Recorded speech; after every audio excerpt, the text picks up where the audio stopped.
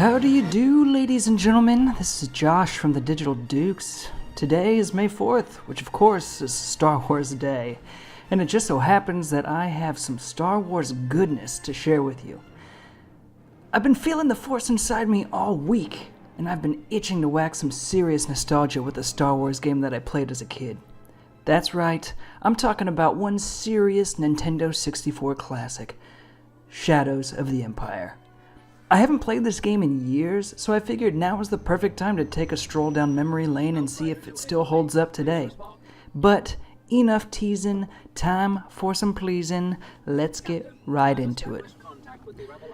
The Nintendo 64 launched in September of 1996, and Shadows of the Empire actually came out the following December, so it was a pretty early game in the Nintendo 64 life cycle.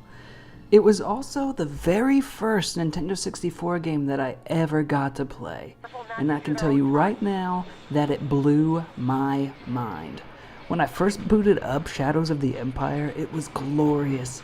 I had never played anything like it before, and this game really started off with a bang by immediately placing you in the middle of Hoth with a snowspeeder and letting you trip up a couple of AT-ATs.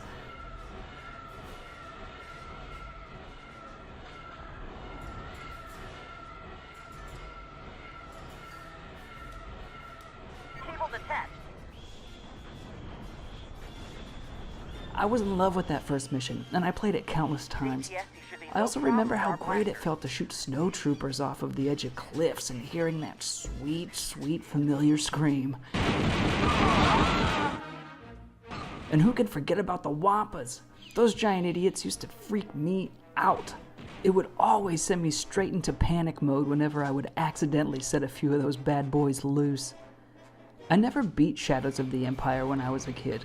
I never actually owned it. I just rented it a couple of times. But it will always stand out as a highlight during the amazing Nintendo 64 era for me. Fast forward to today, how does it stack up to my childhood memories? Well, this time around I'm playing Shadows of the Empire on PC.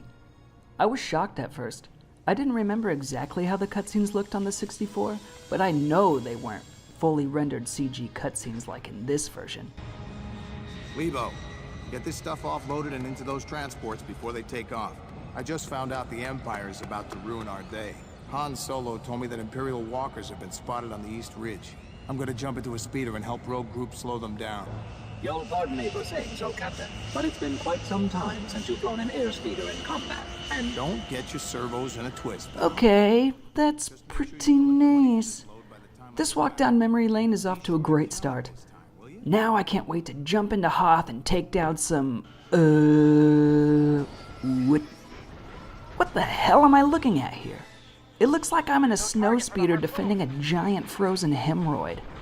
I know this game came out in 1996, but my dumb kid brain at one point thought that this looked realistic. The AT-STs, AT-ATs, and snowspeeders looked good enough, but the environment is pretty rough. Speaking of AT-ATs, I didn't realize this until now, but those big boys don't go anywhere.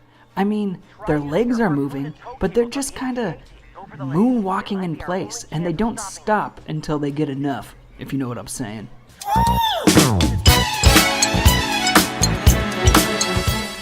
Moving on. Once you finish the Hoth level, you get straight to the on-foot action. This is where my excitement level quickly fell into a Sarlacc pit. The controls are what I like to call rough. It's real rough. I was playing with mouse and keyboard, and here's the trouble. You can push W to move forward, but also moving the mouse forward moves you forward. What in the wide, wide world of sports is going on here? It's hard to properly control dash, so I was accidentally falling off of cliffs and really struggling with any kind of platforming. Shooting is also a challenge. Dash will automatically lock onto enemies when you shoot in their direction, but this doesn't mean he's gonna hit what he's aiming at. It can get really frustrating. I've never seen stormtroopers be more accurate than the heroes, but I guess there's a first time for everything. The graphics during the on-foot gameplay is, okay, but again, it still looks nowhere near as good as I remember it. Damn my dumb kid mind. The repeated textures are way more apparent to me now, but for an early Nintendo 64 game, I really can't complain too much. Now that I've played this game, I've realized that it kinda sucks. It's not a looker and the gameplay is far from smooth. Even though this game is pretty rough, because I have such fond memories of it as a kid, it still maintains that nostalgic charm.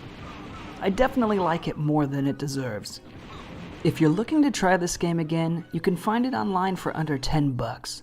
That being said, some games are best left in the past, and I'd argue that Shadows of the Empire is one of those games.